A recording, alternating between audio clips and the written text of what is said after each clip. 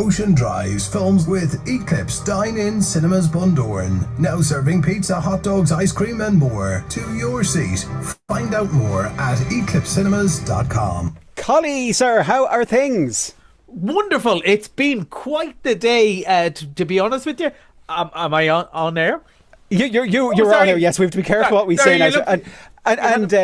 No, because I was going to say before, I think it's quite the week this week, not just quite the day, isn't it? Because just bear with me for a moment, Collie. And a 1, and a 2, and a 1, 2, 3, 4.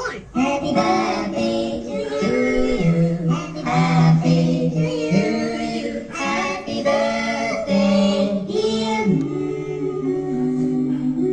dear. Collie. Happy birthday to you. Now, is it today or tomorrow is your birthday? It is tomorrow. Now, Yeah. you caught me out there because you looked a bit shifty and I went, is something wrong with my mic or something like that? He's up to something. Yes, it is Uncle Collie's birthday tomorrow. And I can't believe you are finally going to be 21. Yeah, I'm all, yeah. If only, I'm in my very late 30s. You know, a lot of years. Put it like this. I'm closer to probably Daffy Duck's age than I am to yours at this stage. But, you know, I want a hectic week. And that's why, you know, we're showing one of the greatest movies of all time on my birthday in the cinema.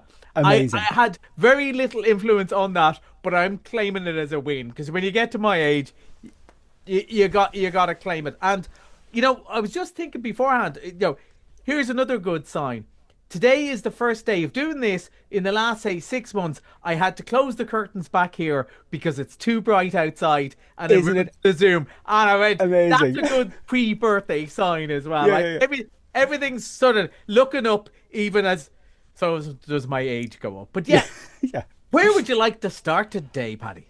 Well, we mentioned the classic that's going to be out tomorrow, not you. But when Harry met Sally. Yeah, and it is. So Eclipse Cinemas is 25 years old this year. And one of the things doing, we're bringing back some of our favourite movies. The staff and management are picking, not necessarily ones. So Harry Met Sally is more than 25 years old, but it would have been shown in the cinema as a classic. And I think it is quite different in that.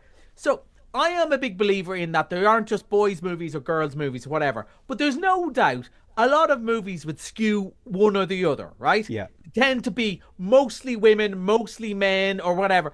I think, and especially in the subject of romantic comedy, Harry Met Sally is the one that splits it down the middle. Men and women like, gay and straight. It doesn't matter. Yeah. Everyone thinks this is a good movie. And one of the reasons why I think is, so the great Nora Ephron who wrote Heartburn and, you know, wrote lots of, and directed her own movies, Sleepless in Seattle, everything like that. She wrote it, and Rob Reiner, one of the other geniuses who made, you know, Spinal Tap, Princess Bride, my favourite movie, he directed it, but they both were lifelong friends and they helped create the thing together. So unlike most movies where it would be, this is very much on the female's perspective or the male's perspective, this is a bit of both. And unusually, I think, you like both characters and they both annoy you because they're people and they're real life. And, you know, aside from having one of the all-time greatest scenes ever in a movie, and everyone who's seen it knows what I'm talking about, and anyone who hasn't, what are you doing? Go watch When Harry Met Sally. And you know what I'm going to say? Yeah, I haven't seen this. You're kidding me. You're Paddy Cunningham. I'm thinking of pulling the plug on that. Go I watch. haven't seen this. Go watch. It is. It is. I know you're off for a curry tonight. Afterwards, right? Afterwards, have a date night with your hubby. It is a brilliant movie. And look, the whole premise is: can you be friends with someone without fancying them? You know, if you're friends for long enough, and it's of the opposite sex, or something you're fan, you know. Do you know what? That is a question I ask myself an awful lot. Like when I come into the studio here, and if Shamey is here, I tell you, it's fierce. Yeah, I know. It's hard to keep him off you, isn't it?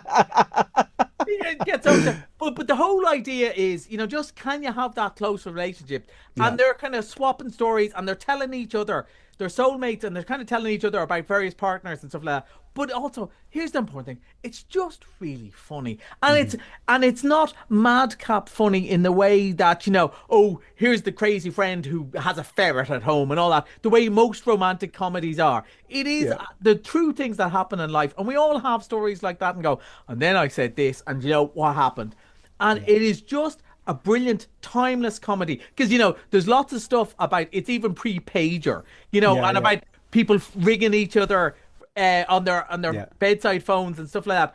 But the sentiment, the emotion, and most of all, the humor is still the same because we're all idiots when it comes to affairs of the heart, right? We all make fools of ourselves, and this is it.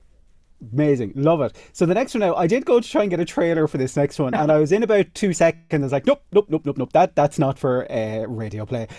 Good luck, have fun, don't die. Dude, maybe the title of the year, though. I was going to say, good luck finding a clean trailer. So this is, I'm really looking forward to this. I haven't seen it. Always be honest about that. It's by Gore Verbinski, who made Pirates of the Caribbean. Some of them good, some of them not so good. But here's the premise of it. It's a very anti-AI, which I'm kind of okay with. Yeah. Guy comes back, he turns up at this diner in the state, wires coming out of him. Everyone's looking at him going, what the hell are you? He goes, where I'm from, this is very fashionable. So a bit of Back to the Future there as well. Yeah. And he says, you're about to destroy the world. Only we can save it, and we have to do this now. And of course, they're going, this guy is nuts. And that is the start of it. And it gets madder and madder. And all the reviews have been really positive. But there's not one person who doesn't say, this is unhinged. And, and I think it is we've 2 movies this weekend that, it is midterm. And it's mostly about the little ones.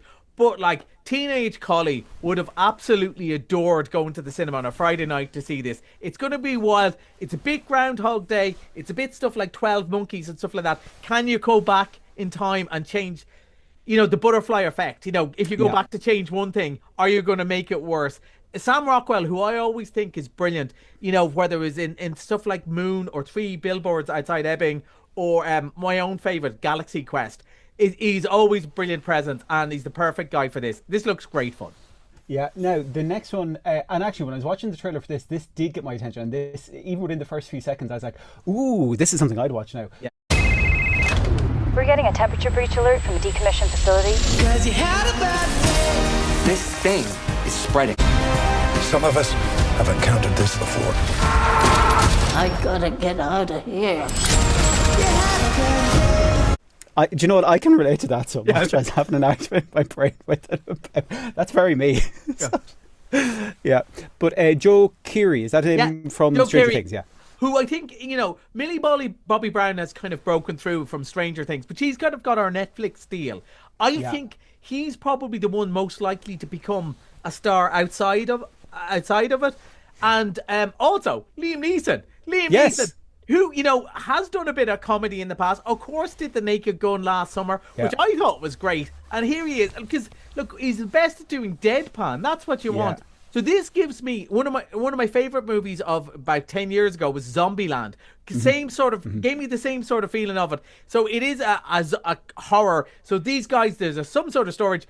There's something evil packed away that they're not supposed to open. Do you think they're going to open it? Of course they are, and unleash all sorts of nastiness upon the world. But it's very much done tongue in cheek, isn't it? The whole tone of the trailer. When I saw it, I loved it. 6 months ago, went, I like this. I like this. Yeah, definitely my kind of vibe now that I'd go and watch that. Sort of and again, Friday night, midterm stuff. It is just perfect for that. Yeah. Big popcorn, box popcorn bigger than your head. It is that sort of movie. It's not going to trouble the Oscars in a couple of weeks, but I think it could be really good fun this weekend. Yeah, and speaking of really good fun, Looney Tunes, The Day the Earth Blew Up. Now, that sounds very ominous, but the trailer is a little bit more soft. Here's the script. Catch up on your own time. We have to act fast, and there's only one person that can do the job. Daffy Duck. Me? People could see what we were seeing as well as we watched that, because it's just, for me, that is bringing me right back to when I was younger, like not too long ago, but like just fantastic. Yeah, like something, we were talking about timeless stuff when Harry Met Sally. This is absolutely timeless. And when I saw this, I said to the boss, you have to get it. Because I don't know if anyone likes Looney Tunes anymore. If young kids, I go, I'm telling you something. Daffy Duck getting smacked in the face with a frying pan will be funny. It's funny today. It was funny 50 years ago. And it'll be funny 50 years from now. It is just fun. And like, I bet you people listening to that trailer went, oh, they must be playing something very serious and emotional, you know? And the whole joke is, it's Porky Pig and Daffy Duck, you know? Yeah. And just having a fun. It is just timeless. You know, it's Laurel and Hardy. It's that, you know, Bugs Bunny, all of that stuff. It just works every time. And they're made a movie for the big screen. And, it's not going to outstay its welcome. An hour and 20 minutes. Perfect for the little ones. And quite frankly, the big ones. We have 3 movies that I haven't seen this week that I'm going to watch this weekend. And this is the first one. At 53 years old, I'm going to watch the children's movie first. And I'd be surprised if it's not the one I enjoy the most. Now, Collie, is that Tomorrow's Age that you're already adopting, or is that like the... Yes, I feel it's... No, it's next decade's age, of course. Yeah, obviously. As Indiana Jones said, Paddy, it's not the years, it's the mileage. Yeah, exactly. Missed It Monday, Avatar, Fire and Ash.